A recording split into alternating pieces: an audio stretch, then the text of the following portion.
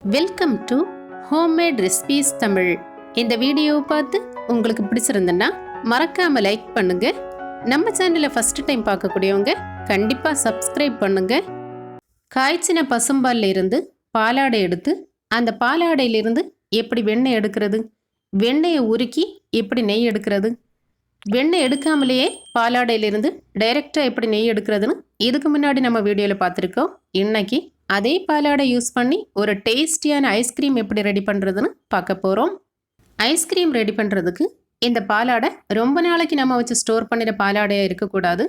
ஒரு வாரம் இல்லைன்னா கூடி போன 10 நாள் வரைக்கும் ஸ்டோர் பண்ணின பாலாடை எடுத்து யூஸ் பண்ணலாம்.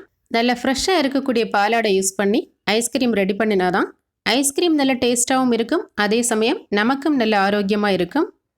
இப்போது 2 மணி நேரம் இந்த ஃப்ரெஷ்ஷாக இருக்கக்கூடிய பாலாடையை வெளியே வச்சு இதோட கூலிங் கம்ப்ளீட்டாக போகாத அளவுக்கு ஓரளவுக்கு கூலிங் போனதுக்கு அப்புறமா இதை அப்படியே ஒரு ஸ்பூனால் எடுத்து ஒரு மெஷரிங் கப்பில் அளந்தெடுக்கலாம். நமக்கு 1 கப் அளவுக்கு பாலாடை போதும். பொதுவாக நம்ம ஹோம்மேட் ஐஸ்கிரீம் எல்லாம் ரெடி பண்ணும்போது விப்பிங் க்ரீம், ஃப்ரெஷ் க்ரீம் எல்லாம் யூஸ் பண்ணி தான் ஐஸ்கிரீம் ரெடி பண்ணுவோம். இன்றைக்கி அதுக்கு பதிலாக தான் நம்ம இந்த பாலாடை யூஸ் பண்ணுறோம்.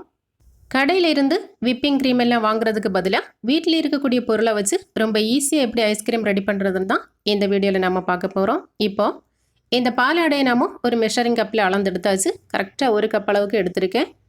மெஷரிங் கப்பில் அளந்தெடுத்த இந்த பாலாடையை ஃப்ரிட்ஜில் வச்சுட்டு மிச்சம் இருக்கக்கூடிய இந்த பாலாடையை நம்ம ஃப்ரீசரில் ஸ்டோர் பண்ணலாம்.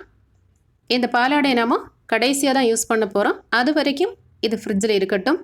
நம்ம ரெடி பண்ண போகிறது மேங்கோ ஐஸ்கிரீம் தான். இதுக்கு நான் 2 மாம்பழம் எடுத்து வச்சுருக்கேன். ஒரு பெரிய சைஸ் மாம்பழம், இன்னொன்று குட்டி சைஸ் தான். இந்த 2 மாம்பழத்தையும் நல்ல சுத்தமாக கழுவி தோலையெல்லாம் நீக்கி இப்படி பொடி பொடியாக கட் பண்ணி ஒரு பவுலில் எடுத்து வச்சுருக்கேன். அடுத்ததாக நம்ம ஐஸ்கிரீம் ரெடி பண்ணலாம். ஒரு மிக்ஸி ஜார் எடுத்து ஃபஸ்ட்டு நம்ம கட் பண்ணி வச்ச இந்த மாம்பழத்தை இந்த மிக்ஸி ஜாரில் சேர்த்து இது கூட 1/2 கப் அளவுக்கு சீனியும் சேர்த்து இனி இந்த ஐஸ்கிரீமில் நம்ம எந்த எசன்ஸும் சேர்க்க போகிறது கிடையாது.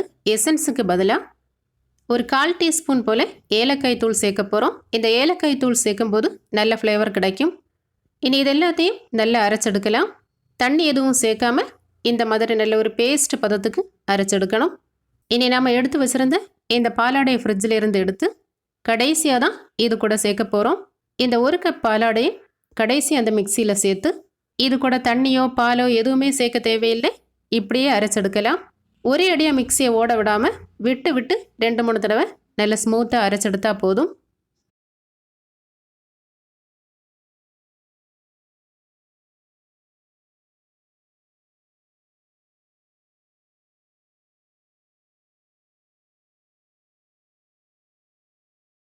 பாலாடையும் சேர்த்து அரைச்சதுக்கப்புறமா எப்படி சூப்பராக வந்திருக்கு பார்த்தீங்களா? இப்போவே ஐஸ்கிரீம் போல தான் இருக்கும். இப்படியே சாப்பிட்டா கூட நல்ல டேஸ்ட்டாக தான் இருக்கும். இனி இதை இந்த மிக்சியிலேருந்து ஒரு கண்டெய்னரில் மாற்றி ஃப்ரீசரில் ஸ்டோர் பண்ணணும். ஏதாவது ஒரு பிளாஸ்டிக் பாக்ஸோ இல்லைன்னா இதே போல் ஒரு கிளாஸ் கண்டெய்னரோ, அப்படி இல்லைன்னா குட்டி குட்டி பவுலில் கூட ஊற்றி வைக்கலாம். மூடி வச்சா போதும்.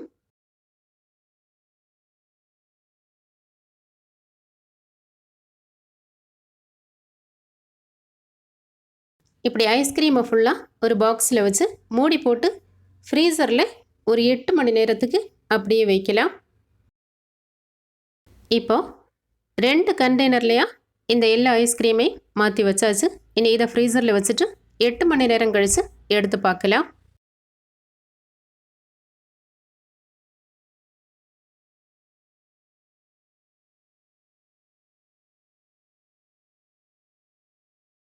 ஃப்ரீசரில் வைக்கும்போது 6 மணி நேரத்திலிருந்து 8 மணி நேரத்துக்குள்ளாலே இந்த ஐஸ்கிரீம் நல்லா செட் ஆகிடும்.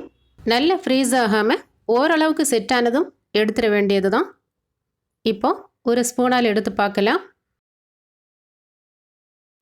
எவ்வளோ சூப்பராக எடுக்க வருது பார்த்தீங்களா? இப்படி இருந்தால் போதும். இனி இந்த ஐஸ்கிரீம் எடுத்து குட்டி குட்டி பவுலில் மாற்றி சாப்பிடலாம். கடைசியை நம்ம சாப்பிடும்போது இந்த மாம்பழத்தை சின்ன சின்னதாக கட் பண்ணி போட்டு இந்த ஐஸ்கிரீம் சாப்பிட்டுட்டோம்னா இன்னும் நல்ல டேஸ்ட்டாக இருக்கும்.